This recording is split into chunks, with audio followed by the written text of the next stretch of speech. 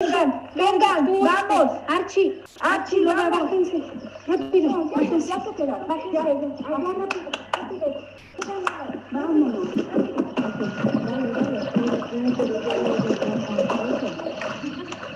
Nos vamos a ir para allá. Les quiero contar que este lugar es mágico, mágico, la laguna de Saucedo es mágico. Cuenta la leyenda en esta zona que sale un toro enrarecido para defender el humedal. Y tiene algo muy especial, tiene una interconexión con el cosmos y con el infra, con la madre tierra. Por eso me gusta mucho este lugar.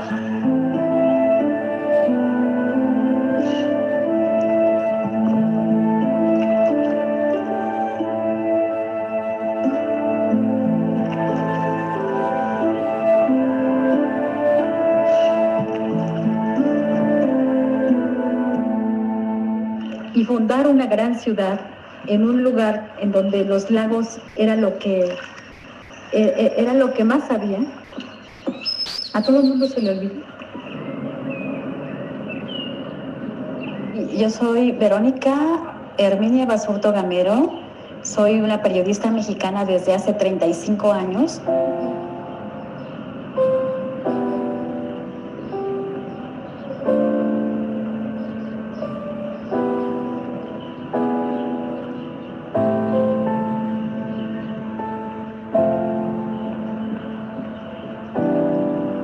Aunque las defensoras son muchas más, a muchas las han asesinado, hay otras que están vivas, pero por amenazas, muchas de ellas han dejado sus casas, han ido a vivir a otro lado y han dejado la defensoría.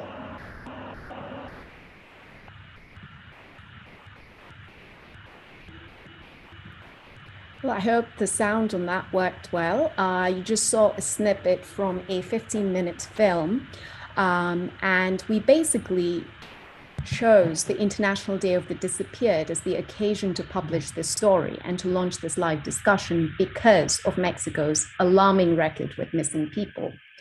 Mexico's National Register for Missing People has an estimate of about 91,000 missing, with 7,000 disappearances just over the last year, over the pandemic period. As a result, the country is on a high priority list for the UN Committee on Enforced Disappearances. And many of these missing are indigenous environment land rights defenders, activists and advocates, and journalists, although a much smaller number in this list, occupy a key part because they're covering the stories of the defenders who are in turn tied to large communities of people who are suffering as a result of these environmental crimes. And when we were talking about enforced disappearances, the harm is not just to the victim, to the individual, but also the victims' families who often spend the rest of their lives searching for them, and entire communities that are essentially silenced into, threatened into silence. So in further explaining what safety means for rights defenders and journalists and how they're tied to each other, I'd like to invite our first guest, Colette Heefner, who is Global Safety Advisor at International Media Support. Welcome, Colette. Now, there is a UN plan of action that clearly sets out the practices and protocols for securing the safety of journalists. What is the international community doing in practice? What does it look like? For example, IMS, as part of the Safety of Journalists Coalition, how do you approach this issue with different stakeholders? Thanks so much, Preeti. Happy to be here, and thank you for openDemocracy for hosting us. But to answer that big question in a nutshell, it's about getting all possible relevant actors, sectors, institutions on board who can plausibly and proactively play a role to support and promote the safety of journalists. And when we think about so who is this? Of course, it's the media sector itself, government actors. This includes, the police, law enforcement officials. How is the judiciary a part of this? Are they being trained? Do they have a value or an understanding of freedom of expression, and how that plays a role in the delivery of reliable information as a foundation of democracy? Of course, we think of civil society. In this panel now, we have 3 strong representatives of civil society. I, on behalf of IMS, a media support organization, who's working directly with media on the ground. Article 19, we're working mainly with advocacy, and Propuesta Cívica, of course, a legal collective. And then we have, intergovernmental organizations. After all, it is called the UN Plan of Action. The UN is a large entity, and it has many facets that can each have a focal point to support the safety of journalists. And also important to mention, definitely something that in my role at IMS and looking into quite a bit, is the role that a national human rights institute can play. We look at national human rights institutes largely as the bridge between civil society and government, and what we've told, and what we're preaching is that if journalists can put forth their work within the realm as a human rights defender, that can then cover them under the mandates of national human rights institutes. So that's a taste of the different actors that we're working with to all get on board to promote the safety of journalists.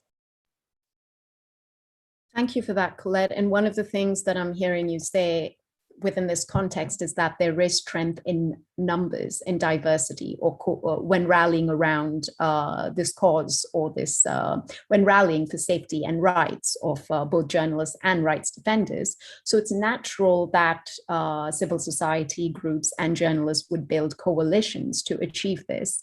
And IMS is very much about creating such solidarity among different networks. And so just to explain a bit of the premise of this film to audiences, the reason IMS supported this project is that they saw an opportunity to combine efforts here to support the investigations of environmental crimes by Mexican journalists, to support their storytelling and local media outlets, independent media outlets based in Mexico, while also looking at the meta-narrative, which is the threats that journalists themselves face while covering the stories of rights defenders under attack. To get a sense of what the dangers that journalists face during this work, I would like to play a short interview excerpt with Veronica Basurto, a veteran Mexican journalist that we followed as she reported these stories. Allow me just a second here to share the screen.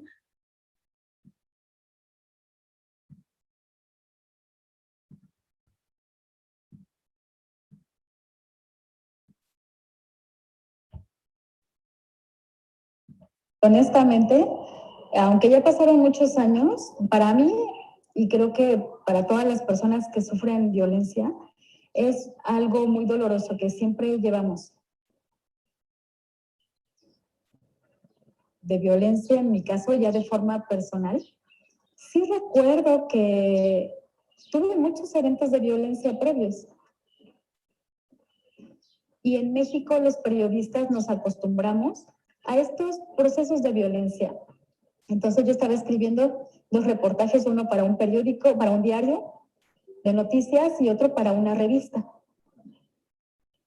Entonces, mientras estaba escribiendo, en mi teléfono empezaron a llegar mensajes, pero me lo decían con palabras muy feas. Y luego había otros mensajes que me preguntaban, ¿tu coche, tu automóvil aguanta balas? Y entonces me empecé a dar cuenta que al lugar, al gimnasio, al gym, a donde yo iba a hacer ejercicio, había un hombre que me veía mucho, pero este hombre que me siguió 8 meses. Y después me empecé a dar cuenta que siempre que iba a hacer entrevistas y quedaba de verme con los entrevistados en algún café, en algún restaurante, siempre había personas que me seguían. Hubo muchos días, A partir de que me di cuenta de esto, empecé a no dormir, no dormía. Cuando dormía soñaba que me cortaban la cabeza.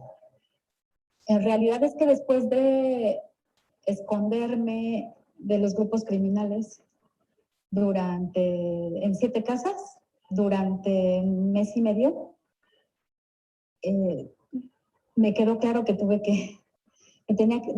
tenía que salir de México porque hubo un investigador que es el único al que le tuve confianza, esclarecer esta información, y mataron a uno de sus investigadores. Y además a él y a todo su equipo lo amenazaron. Entonces él fue el que me dijo, ¿quieres estar viva o muerta? Y me dijo, ¿sabes qué, Verónica? Tú tienes que irte de México, pero tienes que irte ya. Porque tú tocaste intereses de por lo menos 3 grupos criminales y ellos no perdonan tan fácil, son grupos muy importantes en México y ellos no van a descansar hasta matarte. Pero mi mamá todavía no entendía qué estaba pasando. Y recuerdo, perdón, es que mi mamá ya murió, recuerdo que mi mamá tomó su abrigo y me lo puso, ¿no? Me puso un abrigo. Y me dijo, el invierno es muy duro allá. Era un abrigo muy grueso para la nieve. Y me lo puso. Pero yo no me había dado cuenta. Mi mente, no sé dónde estaba mi mente. Estaba, creo que en el dolor y también en la preocupación. Había una preocupación muy grande de que a mi familia le podía pasar algo, porque las amenazas que me hicieron, me mandaron un mensaje en donde decía que a mi familia también la podían matar.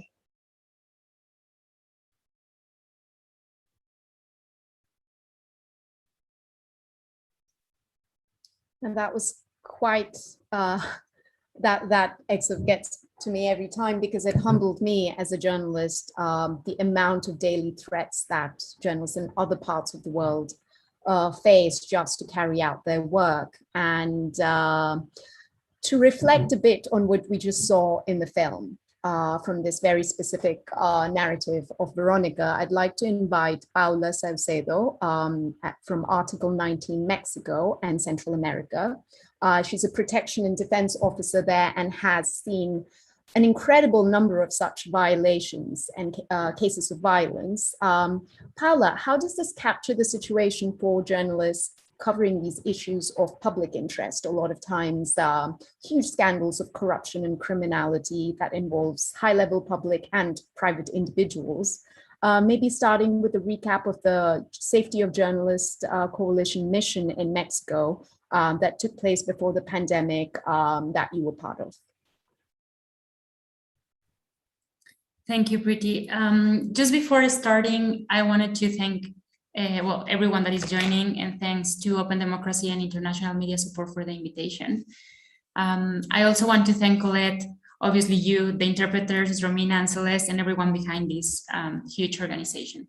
And also, I'm sorry, but I think the work that you did is amazing. I would like to begin by congratulating you.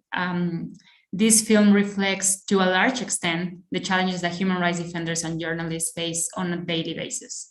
The stories of Claudia, Evelia, and Veronica clearly highlights the fact that attacks on journalists and human rights defenders in Mexico don't come down to chance, but possesses a clear objective of silencing them and ensuring that information in the public interest never comes to light.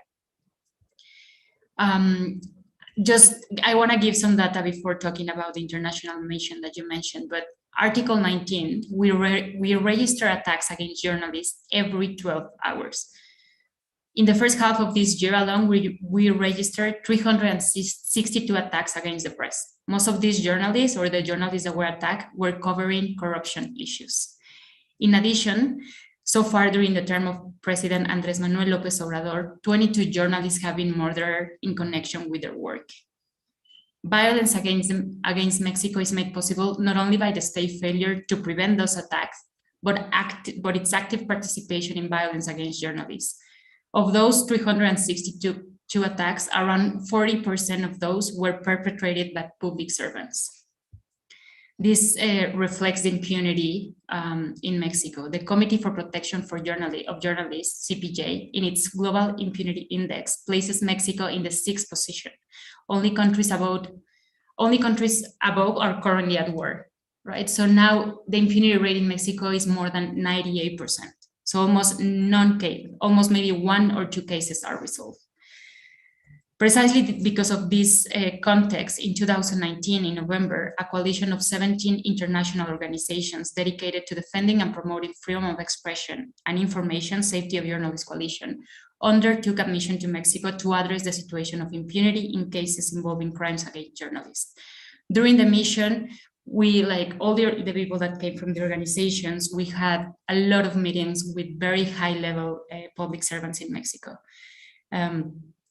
Like from all the things that we asked to the government was really, one of the things that we asked to the government was related to stop the stigmatizing discourse against the journalists. And we specifically and directly asked the president to commit to stop this. And in spite of this, the authorities continue to stigmatizing and criminalizing journalists and human rights defenders every single day. During the visit, during the visit of the mission, the Mexican government also made a commitment to reduce impunity. However, in the 2 years since, or almost 2 years, we have not seen any commitment fulfilled. On the contrary, and as your film show, we see major setbacks. And as an example, I would like to mention the case of Lidia Cacho. That's, as your film also showed, the patriarchy norms, it's very clearly, like it's more clear when we talk about women and journalists and human rights defenders. Lidia Cacho is a journalist and human rights defender who in 2005 was arbitrarily detained and sexually tortured as a consequence of the publication of the book, The Demons of Eden, or Los Demonios del Edén. In this book, Lidia reveals a network of pedophilia, child pornography, and money laundering that includes these big businessmen and public officials such as Kamel Nassif and the former governor of Puebla, Mario Marin. In fact, in 2006, phone calls between them came to light, which demonstrated that they agreed to attack Lidia. Almost 10 years after, in 2019, the government issued arrest warrants against these two men. However, last July, Magistrate Celina Abante decided to run an appeal in favor of Kamel Nassif that had argued that the phone conversations between the aggressors were generic, and because they don't mention Lidia's name, they cannot be used as an evidence for planning to torture her. For a country where torture, particularly of sexual nature against women, is widespread nature and attacks against the press are recorded every 12 hours, such blatant impunity is once banal and devastating. So almost 2 years after the visit to Mexico of this mission, the demands made during this one, and the need to attend the adverse condition experienced by those who practice journalism and defense human rights are more urgent than ever. The growing stigmatization, the weakening of institutions, the increasing violence, and undiminished impunity all provide a clear message. The press and human rights defenders in Mexico are under siege. That's what I want to say.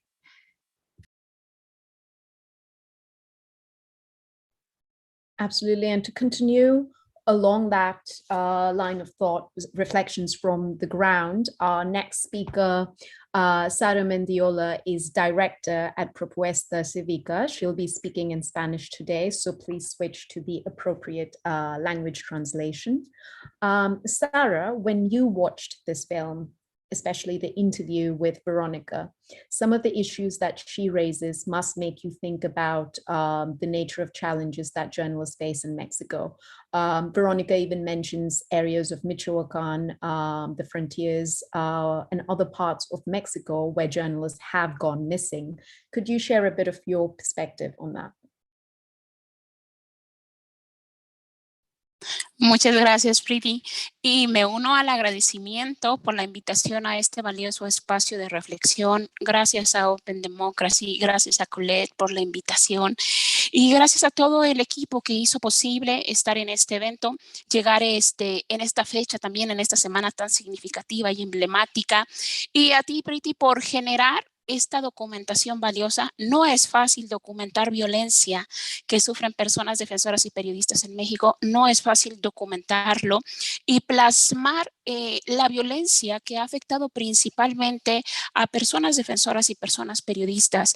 Y yo respondería a tu pregunta con otra pregunta. ¿Qué implica defender los derechos humanos en México? ¿Qué implica hacer defensa de derechos humanos y qué implica defender la libertad de expresión en México? Y la respuesta es que implica un riesgo, el riesgo de ser agredido, de ser amenazado, de ser desplazado de manera forzada, de ser desaparecido y de ser asesinado. Implica el olvido de las autoridades del Estado mexicano. Las víctimas se quedan solas frente a sus agresores y frente a las autoridades mexicanas.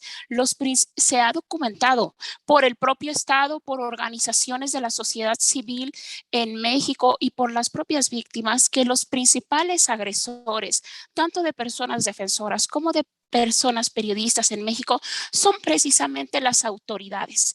El Estado que está obligado a protegerlas, a salvaguardar su vida y su integridad, es el mismo Estado que las agrede, seguidos de actores del crimen organizado que opera en México a lo largo y ancho del territorio nacional. La narcopolítica en México creo que es uno de los problemas que hay de fondo para explicar por qué existe tanta violencia contra estos dos grupos de la población y que se ha arraigado a lo largo de muchos años y que las autoridades han sido omisas en atender ese problema. Como sociedad hemos perdido valiosas y valientes vidas de personas defensoras y personas periodistas y personas que están arriesgando su vida por defender los derechos, no solo de ellos, sino de toda su sociedad. Personas que están arriesgando su vida por investigar y decirle a la sociedad lo que está pasando, por exhibir las grandes corrupciones. Las grandes corrupciones en este país no han salido a la luz por investigaciones de las autoridades, han salido a la luz por el reclamo, la documentación y la actividad de personas defensoras y la actividad de personas periodistas. Tenemos el caso claro de la periodista Miroslava Breach, asesinada en 2017. El caso lo representamos desde Propuesta Cívica y ha sido uno de los casos más emblemáticos y dolorosos para nuestro país. Miroslava estaba exponiendo la narcopolítica que operaba en su estado. Ella estaba exponiendo cómo las autoridades se habían involucrado con el crimen organizado y el crimen organizado estaba tomando puestos de mando, puestos gubernamentales, puestos en el poder y eran los líderes del narcotráfico quienes ahora estaban gobernando en muchas regiones de ese estado del norte del país. Lamentablemente, Miroslava es asesinada por ese trabajo, por su periodismo de investigación. Tenemos el caso también del periodista Javier Valdés, asesinado meses después de que Miroslava en 2017 y también otra de las voces más críticas y más valientes, Javier Valdés estaba exponiendo cómo el narcotráfico operaba en su estado y cómo había esta colusión con autoridades. Otro caso que decidimos representar desde Propuesta Cívica para no solamente para asegurar que las víctimas tuvieran un conocimiento de la verdad y un acceso a la justicia, sino también para exponer los quebrantos del sistema y exponer los nudos de impunidad que hay a nivel fiscalía. Desgraciadamente, en nuestro país, el camino de acceso a la justicia para las víctimas aún sigue siendo muy doloroso. Lo vemos reflejada esta lucha en esta película, como Verónica lo expone a todo lo que se enfrentó ella por documentar y por informar a su sociedad lo que está pasando, lo que viven mujeres defensoras en su país por defender sus derechos, por defender su territorio, por hacer un frente a los abusos de las autoridades, por hacer un frente a los abusos del crimen organizado y cómo las autoridades siguen siendo omisas. Ya lo mencionaba Paula, nos hemos movilizado como como sociedad civil para hacer un frente y hacer una exigencia al Estado que atienda estas violencias, que ponga en su agenda política nacional la atención de la violencia y del riesgo que sufren personas defensoras y periodistas, y las autoridades siguen siendo omisas, siguen insistiendo en invisibilizar un problema que es tan real a todas luces, tanto en el territorio mexicano como a nivel internacional, y es sumamente grave que en este sexenio, fuera de que se hayan detenido las agresiones contra personas defensoras y personas periodistas, hemos documentado un incremento, hemos documentado un avance, y frente a esto, la única respuesta que hemos tenido por parte del gobierno mexicano es la estigmatización. Estigmatizar a las personas defensoras o estigmatizar a la prensa en México. Gracias.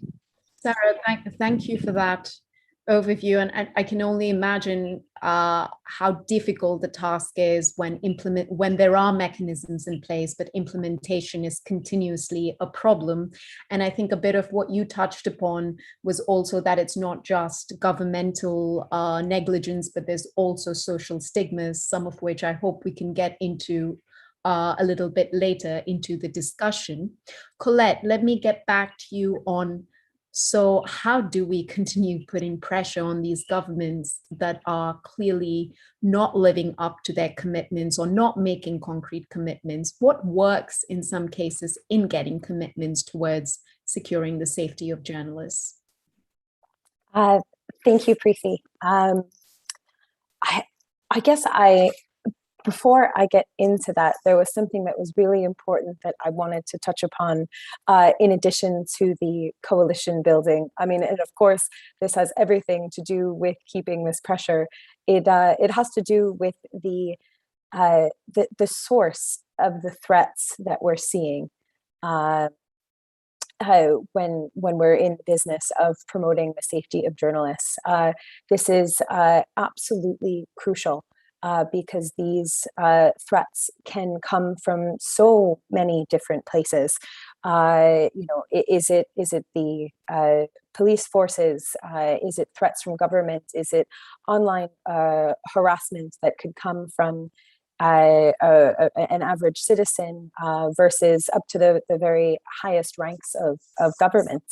So I'd be happy to get into a few specific cases that IMS has taken on in terms of how important a context is when promoting the safety of journalists. But in terms of what else is happening, something quite interesting to highlight is additional work of the Safety of Journalists Coalition.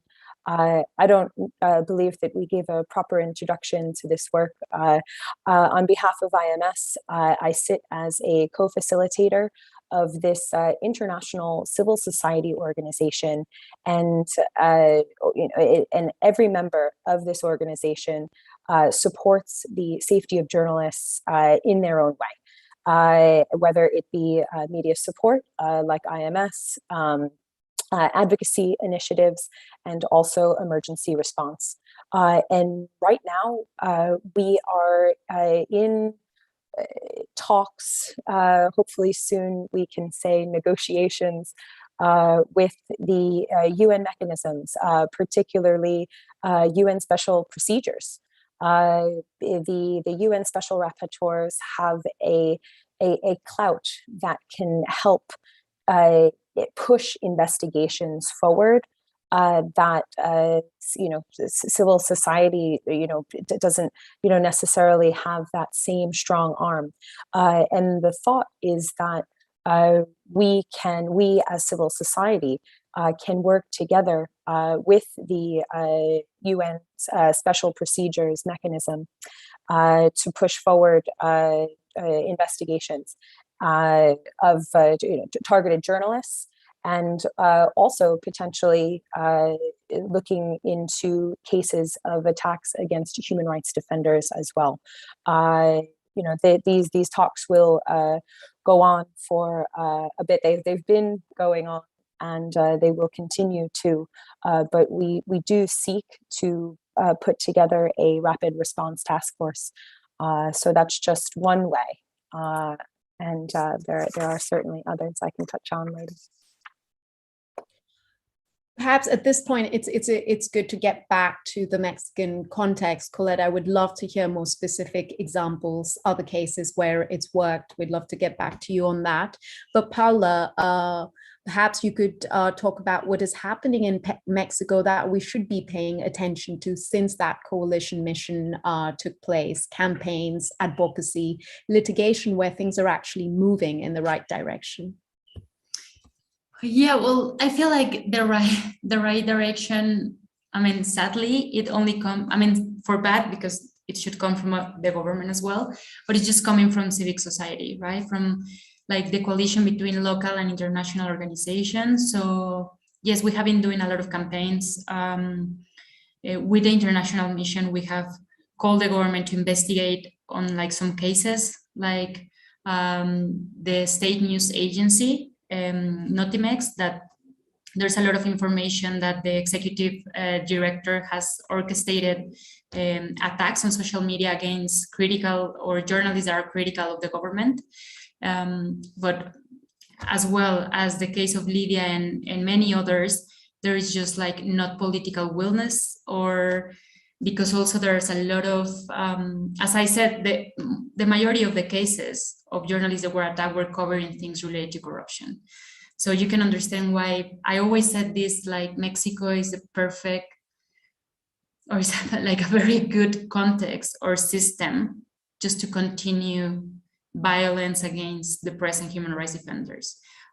It's just to silence them, and the people that are in power and doing all of these things just continue doing what they do. But like, yeah, from civic society, we're gonna continue doing our job, advocating, strengthening networks between us and other organizations, litigating and investigating cases. I think this is something very important, and the research and the film that you made, it's super important because, as you said, you did it to highlight the life and the work of human rights defenders, right? Environmental defenders. But at the same time, the work and all the struggles and attacks that journalists that support this work faces in Mexico. So I think this is something very important that we should keep doing, strengthen the links between journalists and human rights defenders and organizations, because at least in Mexico, that's the only way. Sara, from the same, perhaps you could share some of your thoughts on the same, especially in this pandemic period, there's been a pause with justice and restitution mechanisms.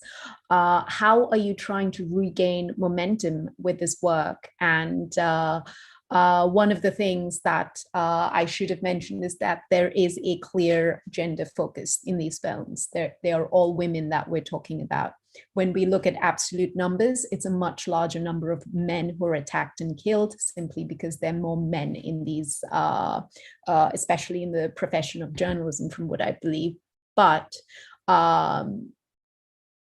in proportion to the number of women who are out there working as journalists, the rates of attacks and sexual violence and just generalized forms of violence is very high. So Sara, maybe with the gender perspective, how are you trying to campaign for more protection, and also on a larger level, some of the work that you've restarted after this so-called pandemic pause?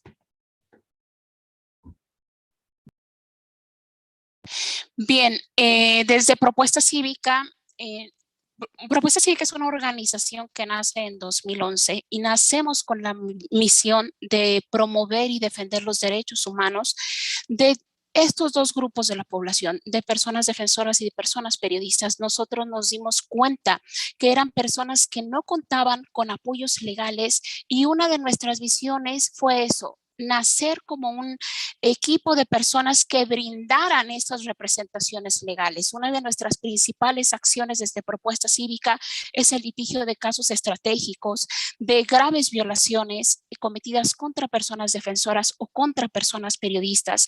Buscamos no solamente que las víctimas tengan un conocimiento a la verdad y un acceso a la justicia, sino también evidenciar las deficiencias del aparato de procuración y de administración de justicia en México.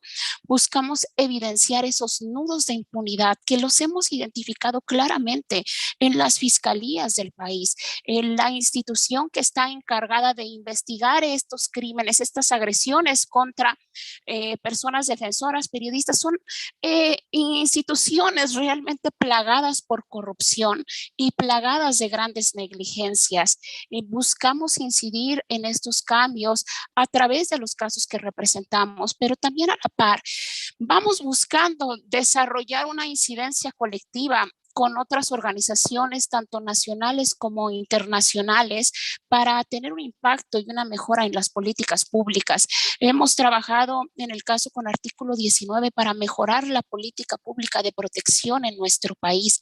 Esta parte que tú hablas de la perspectiva de género, nosotros vimos e identificamos claramente como organizaciones cómo había una ausencia de perspectiva de género en esta política pública de protección, cómo las mujeres periodistas, tanto defensoras, estaban siendo agredidas no solamente en su persona, amenazadas no solamente en su persona, sino también en sus familias, en sus núcleos familiares cercanos, y que la autoridad no estaba tomando eso en cuenta a la hora de hacer un diseño o un plan de protección. Y hemos sido fuertes críticas, las organizaciones con las autoridades, de decirle, estas fallas tienen que ser corregidas si realmente se quiere brindar una protección integral a estos núcleos de la población.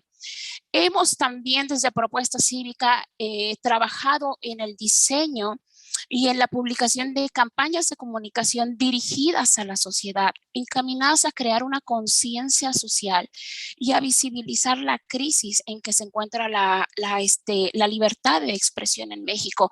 Advertimos que aún en nuestro país hay una brecha grande entre sociedad y periodistas.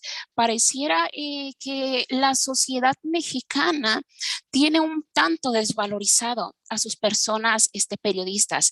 No estamos visibilizando que ellos están siendo agredidos y están siendo víctimas por investigar y por informarnos. Un ejemplo de estas campañas que desarrollamos fue la campaña Seguimos Hablando, que lanzamos recientemente este año, y esta campaña tuvo un impacto alto. En esta campaña buscamos recrear o más bien recreamos a Javier Valdés, un periodista asesinado, a través del uso de una tecnología, y decidimos que Javier Valdés hablara y dijera un mensaje directo a las autoridades mexicanas, un mensaje directo al presidente de México, Andrés Manuel López Obrador, para que hiciera una atención inmediata para la violencia, pusiera un freno a la violencia de la que son víctimas personas periodistas, y que hiciera justicia en su caso, y no solamente en su caso, sino en los cientos de casos de periodistas asesinados que permanecen en la impunidad, y los periodistas desaparecidos que permanecen en la impunidad. Es necesario mencionar que en nuestro país los casos de periodistas desaparecidos están en un 100% de impunidad. En México, ningún caso de periodista desaparecido ha sido esclarecido. Ningún caso ha sido resuelto por las autoridades, lo cual es gravísimo. Esta campaña nace también como con una pregunta valiosa. Dijimos, ¿cómo hacer una campaña donde participe un periodista sin que el periodista resulte agredido o amenazado por la campaña? Y entre charlas surge una respuesta de que, mira, para que un periodista en este país no tenga riesgo, necesitaría estar muerto. Una respuesta bastante dolorosa, bastante impactante, pero que recobró un significado positivo a través de esta campaña. Y dijimos, recreemos a un periodista asesinado. Y Javier Valdés dice, señor presidente, a mí no me pueden matar 2 veces. Es por eso que yo vengo a usted a exigirle. Fue una manera creativa, una campaña que se construyó de la mano de la familia de Javier Valdés, que se tomó en cuenta en todo momento la visión de ellos, sobre todo de la esposa de Javier Valdés, y se logra un buen impacto. Las organizaciones civiles en México constantemente necesitamos estar recreándonos y necesitamos estar siendo muy inventivas porque los obstáculos a los que nos enfrentamos son muchos, tanto a nivel interno como organizaciones, como a nivel externo con el gobierno. Buscamos también a través de estas campañas y de estas acciones que realizamos generar memoria, decirle a la sociedad que estas personas fueron asesinadas por defender derechos humanos, fueron asesinadas por ejercer su actividad periodística. En los casos de Javier Valdés y de Miroslava Breeze, que nosotros defendimos legalmente, una de nuestras principales exigencias a nivel de las autoridades y de los tribunales de justicia fue decir, juzguen estos casos no solamente con perspectiva de género, sino juzguen los casos con una perspectiva de libertad de expresión. Nosotros no solamente como equipo de abogados de Propuesta Cívica buscábamos una sentencia condenatoria por su homicidio, buscábamos una sentencia, una resolución judicial en el que el tribunal estableciera que ellos fueron asesinados por ejercer su labor periodística.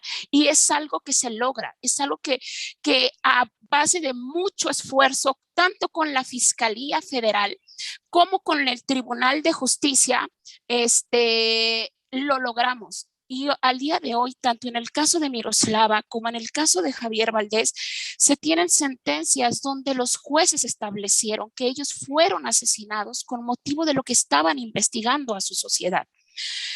Es ahí y que el Estado mexicano ha fallado en protegerle a estas personas porque estas personas persiguen un fin legítimo y el gobierno mexicano ha fallado en protegerles.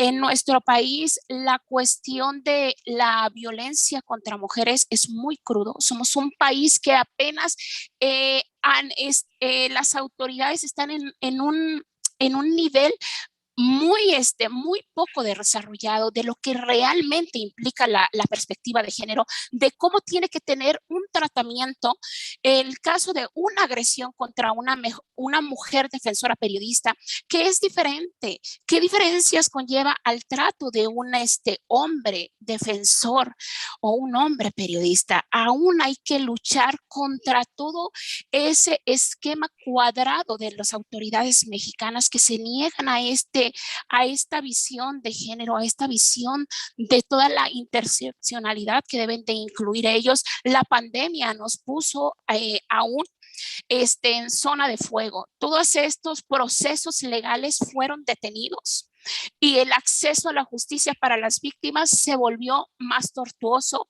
más retardado, audiencias que fueron canceladas más de 6 veces, y ahí fue seguir impulsando e insistiendo con las autoridades que llegaran ya a resoluciones de sentencias. Aún todavía no se supera esto. La pandemia aún tiene fuertes estragos a nivel de instituciones, a nivel de fiscalía, a nivel de tribunales, y seguimos insistiendo porque es nuestra labor obligar a las autoridades a que hagan su trabajo y que lo hagan bien. Gracias.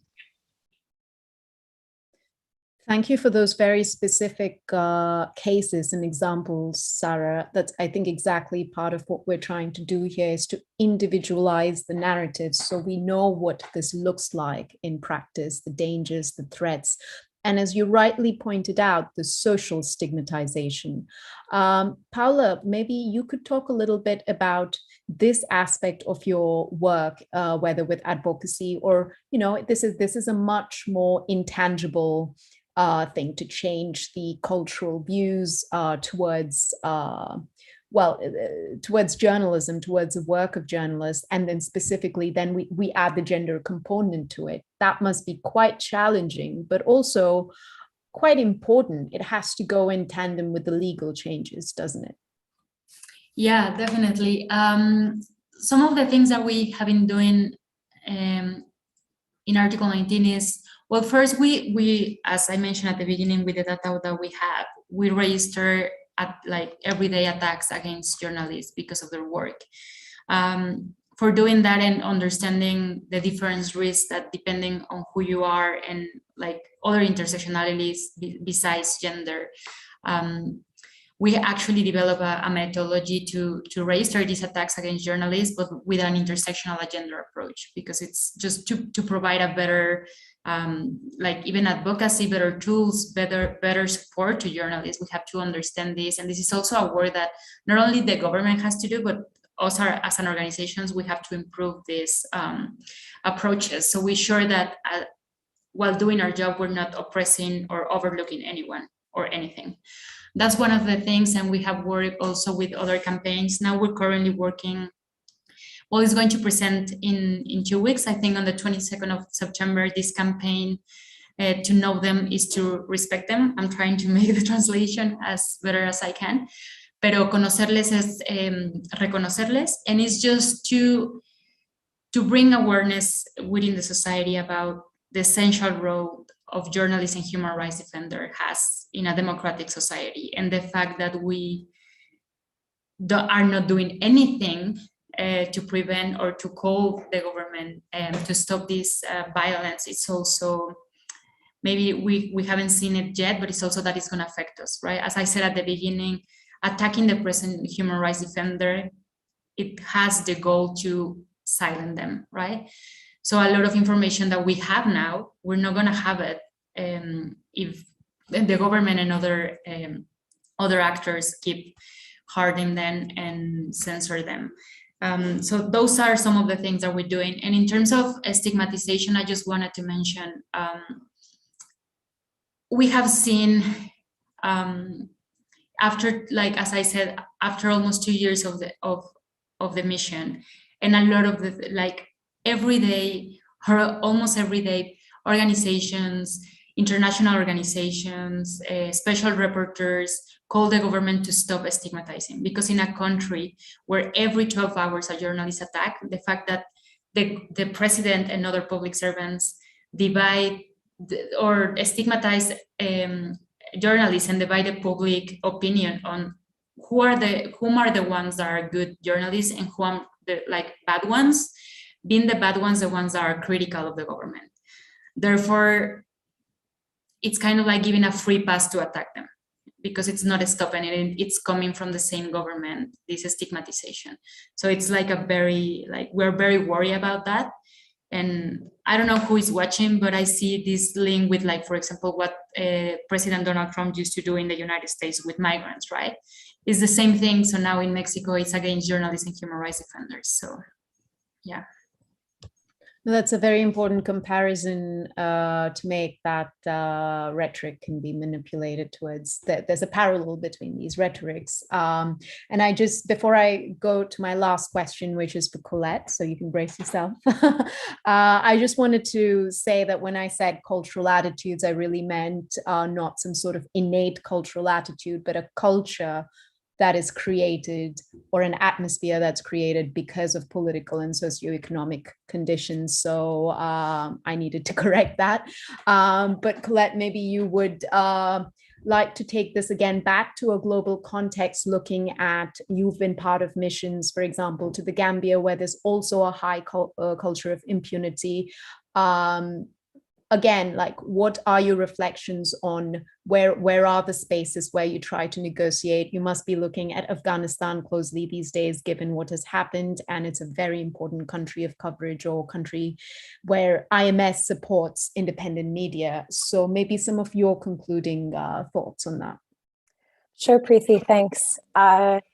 I guess Afghanistan is an okay place to start now, because we're really seeing a journalist safety mechanism in action. And when I say, mechanism, sometimes that's an abstract word, but this is about all of these different actors that I mentioned at the beginning of this session. You know, how is the government working with civil society? Is the law enforcement sector involved? You know, how is the judiciary playing a role? You know, is civil society involved? If you look at the Afghan context, when IMS you know, really played a leading role, or the role in organizing the Afghan Journalist Safety Committee. The Afghan Journalist Safety Committee was established in 2009 and is working very hard at this moment in time. And it was established as an independent body. Because you look at the context of Afghanistan, and you know, the threat of the Taliban, you know, has been there, continued to be there, and now it's realized. With the Taliban takeover, the Afghan Journalist Safety Committee is still able to function and still able to receive cases and vet them. Versus, you know, if we think about a situation where the sitting Afghan government was very heavily involved in this mechanism for the protection of journalists, and then the government fell, you know, we'd be in a really, you know, even more drastic situation right now in terms of the safety of journalists in Afghanistan. And then another context that I'm quite familiar with, that IMS has relatively recently taken a mission to, is the Gambia. And this is a country that had 22 years of harsh dictatorship under the Jammeh regime. During this time, journalists hit the brunt of this dictatorship, and notably so. Enforced disappearance was another heinous tactic to silence the critical voice there. But now, as of 2017, Jammeh was ousted, and so we see a much more favorable media landscape. And at this point in 2017, IMS went into the Gambia to help, you know, meet with all of a range of stakeholders to reformulate the media scene there as best as we could, taking into consideration this new political climate.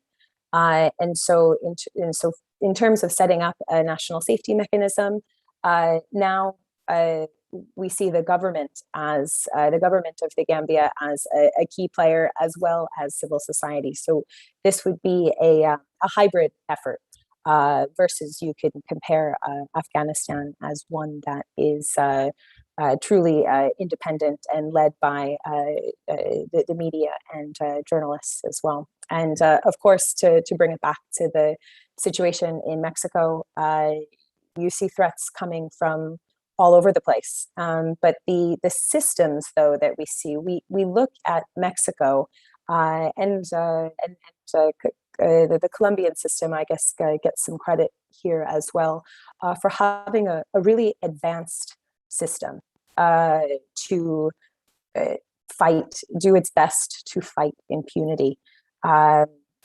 With the setup of the Special Prosecutor's Office, there's an actual sect, you know, a division to take on crimes against freedom of expression, whether it is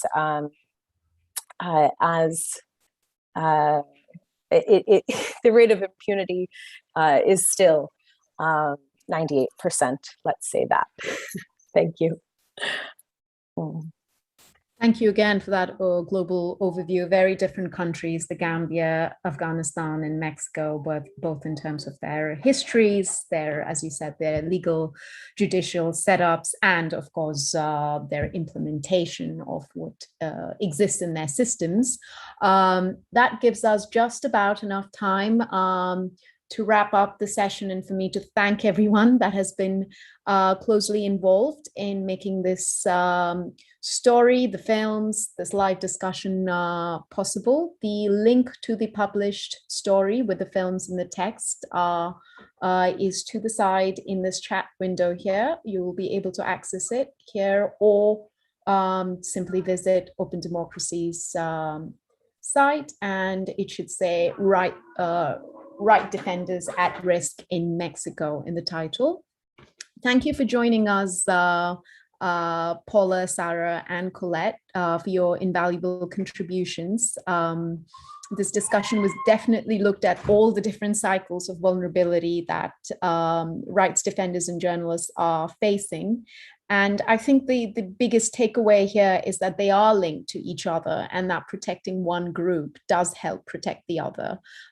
In that sense, we are safer together, as Colette has reminded us at different points in this discussion. I would like to end by thanking International Media Support once again for facilitating this project, the editors at openDemocracy for bringing this story together, and today's live panel. And of course, many thanks to the various member organizations of the Safety of Journalists Coalition, who've contributed to this report through statistics, but also continue to document the violations and do the work that we seldom hear about until there is actually a concrete evidence that something is working, but they do work around the clock.